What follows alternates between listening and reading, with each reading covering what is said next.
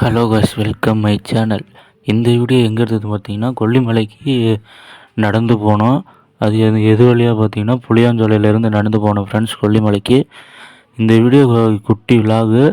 மறக்காமல் இந்த வீடியோ பாருங்கள். பிடிச்சிருந்தால் லைக் பண்ணுங்கள், ஷேர் பண்ணுங்கள், சப்ஸ்கிரைப் பண்ணுங்கள் ஃப்ரெண்ட்ஸ்.